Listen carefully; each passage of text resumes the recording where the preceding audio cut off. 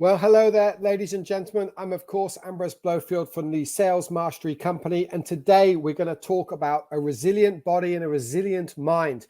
In fact, it actually takes me back to two of my greatest boyhood heroes all of my life and my number one topic of interest outside of business to study about.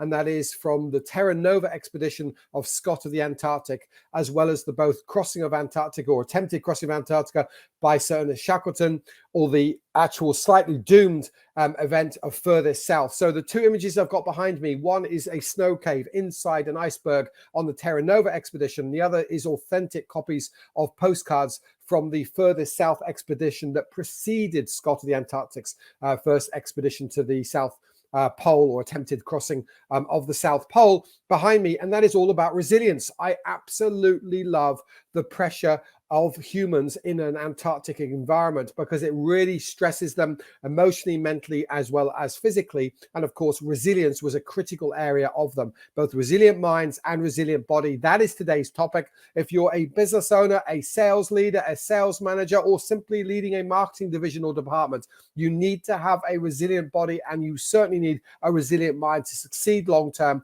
and to role model the right behavior. Now, if you've engaged with us on LinkedIn and other platforms of social media, the chances are you've got a downloadable document that looks something along the lines of this. If not, send us an email to admin@salesmasterycompany.com and say, please, can I have the video as well as access to the document that is called Resilient Body and Mind. I'm going to walk through today's topic for that. The first page that you come to is a brief introduction and welcome for myself on behalf of the Sales Mastery Company. We've been operating for nearly 20 years in 6 different continents around the world. We've coached and trained over 15,000 businesses, and we love what we do. In particular, we love helping small to medium family-owned businesses. That's not to say that we're sizist and don't want to help large corporates out there, but ultimately our passion drives for the Davids to take on the Goliaths rather than the Goliaths to take on the other Goliaths, or to wipe out David, so to speak. Resilient body and mind, of course, the practical aspect of today is for me to challenge you right now and to say, whether you're driving along listening to this, whether you're sitting at your desk watching this, maybe this is the weekend, you're taking a dog or the cat for a walk, whatever you do in your family, I don't want to judge you around that. But I want you to challenge yourself and ask yourself today, what are 2 or 3 takeaways from today that I am committing to actioning in my life? This is an area, and I know it's cliche to say this, but what I'm covering off today around resilient body and mind is more relevant today than in previous years, but it's not to say that it is not relevant in all years. In fact, I remember in my double business degree that was studied bilingually in the UK and France, we were taught that 80% of businesses do not make it to year 5. And then I emigrated to Australia and New Zealand, and this is not discounting the success of businesses in Australia and New Zealand. I was shocked to do the research and find out that actually 92% of businesses don't make it to year 5 in this part of the world. And again, I would suspect in economic downturns, that number only increases. So whether you believe the 92% rule or the 80% rule, you better have resilience if you're the business owner or the sales manager, because you're going to come under pressure constantly. So let's first accept that if you're the senior salesperson, you are the sales manager, or you're the business owner, anyway, you will have pressure and have to be resilient both in body and in mind, in thought and in action. But also in the pressured world of sales and marketing, there's added pressure. Why? Because your team is responsible for delivering promises to the business so that we can have confidence moving forward into the long-term future. So it is required anyway, especially in the very measured, very pressured, heated and pressure cooker of sales and marketing. And often when people say to me, what do you observe in successful business owners, successful sales managers? What are some of the traits that they've got? Without question, one of the top 5 traits is they have a high degree of resilience. Now, normally when I speak about that and I say resilience, people think, resilient mind. And definitely that is the case. But today, I'm going to challenge you to think about what can I do to enhance my body's resilience so that it can support a mind. It is almost impossible to survive only with mental strength. In fact, most physiologists and most physicians or doctors would say to you, it's absolutely categorically impossible. So from that perspective, I know we can have the power of the mind. I know positive actions come from positive thoughts. There's no question around that. But today I want to be practical around our body. Number one, how are you fueling your body to cope with the stresses and the strains that are sales, sales management, or business ownership? Literally that question. You might feel like I'm nagging you, like your wife, husband, partner, your lifestyle guru, maybe your fitness coach is nagging you on this point as well. But literally, are you fueling your body? You know, typically a lot of research from people around the world suggests that obviously green leafy vegetables are fantastic, just like, you know, walnuts good for the brain, Brazil nuts are good for the brain, nothing in excess, of course. But how are you fueling yourself through the day? Are you going to a vending machine and having artificial sugar intake, which is likely going to spike you? Are you reliant on caffeine, which is likely going to spike you? Or are you having kind of the low GI, the stretching of energy? What are you doing that's going to fuel you? Whether you work on the road or work in an office, whether you feel under massive pressure or not, what are you doing to fuel yourself? Let's be clear. It is your choice what you do as your pack lunch every day. It is your choice whether you snack, don't snack, intermittently fast or don't. It's your choice. Number one, fuel. What could you do to improve your fuel? Number two, sleep. I remember ourselves coming under pressure. We've been going almost pretty much over 18 years now. And I can remember about a decade ago, we were under massive pressure. There was a global financial crisis had come and gone. There was some legacy because of that. And we were fighting to kind of recover ourselves economically. And back then, we weren't so much an international business. We were pretty much a nationwide New Zealand business. And I remember sitting down with a doctor because I wasn't sleeping well at night. I was under massive stress and I was starting to get sick and burnt out. It's an experience I've had numerous times in my life because I haven't managed this part in my life as well early on. I'm a lot wiser now. I also listen to my wife, Jo, a lot more nowadays. So the wisdom comes from her, from me, from other lessons.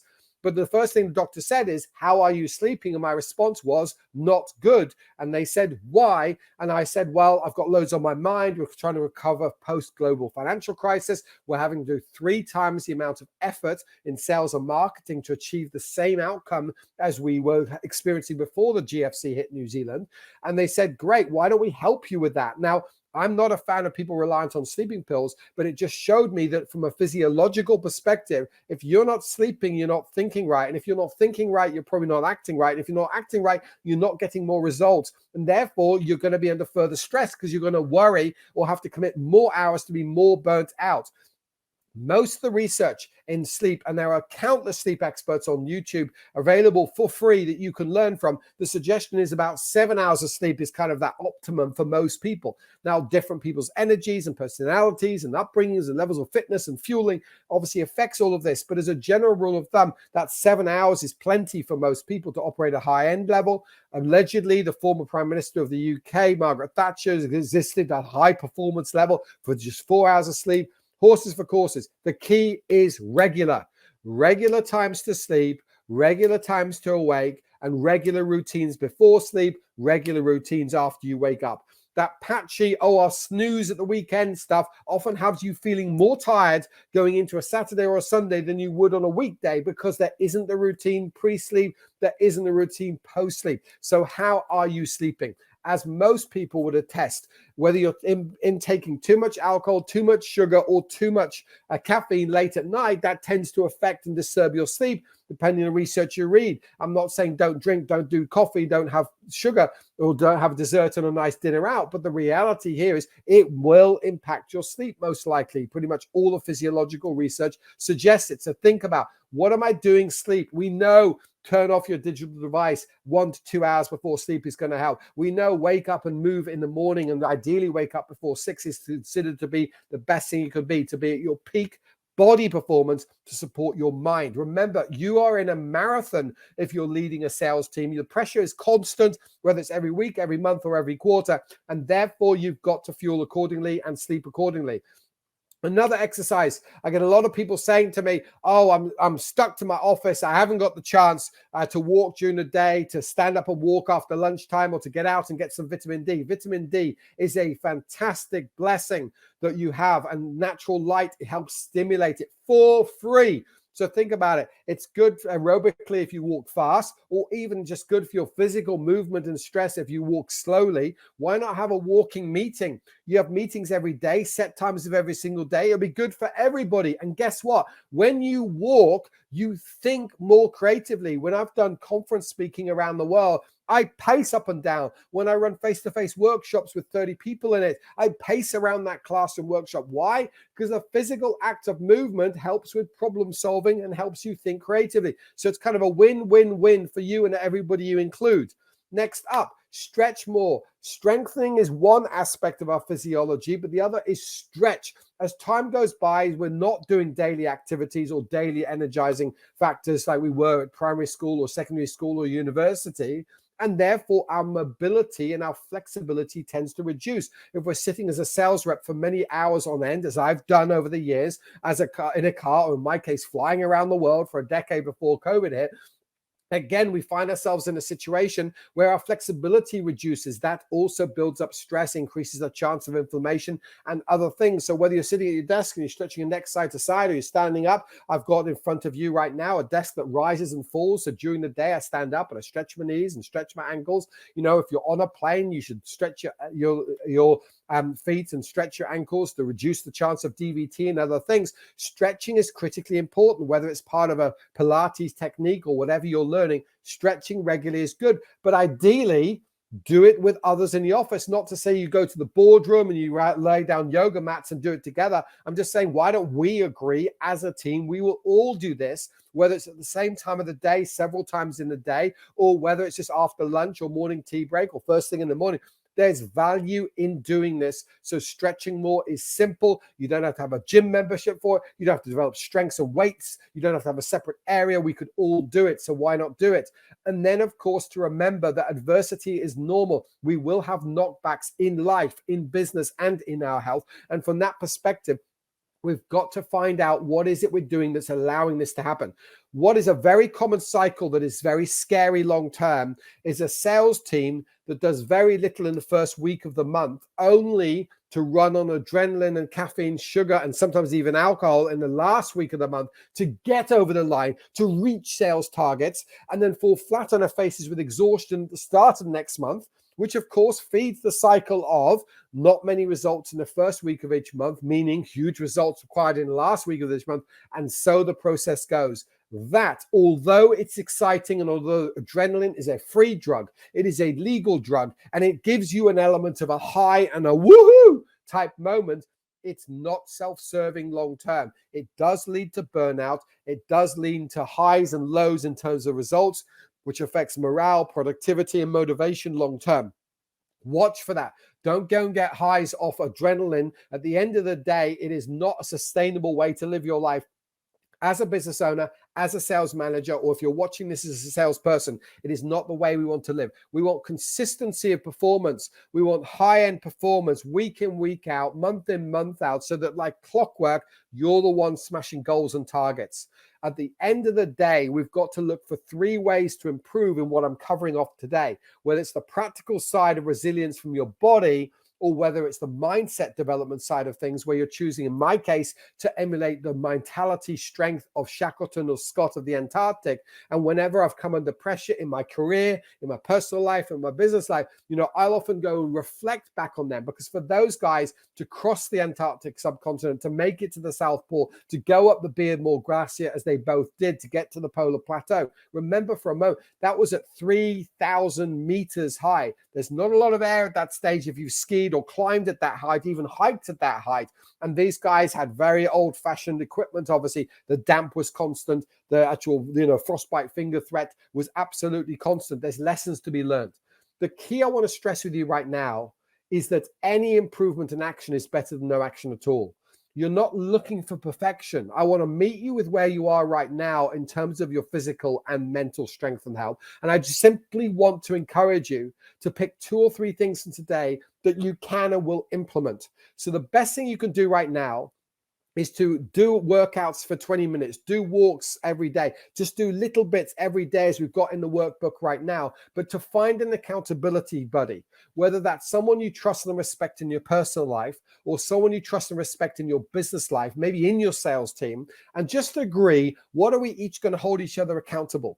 As we cover off in our Sales Mastery Academy, we know it takes 21 to 28 days to form a new habit.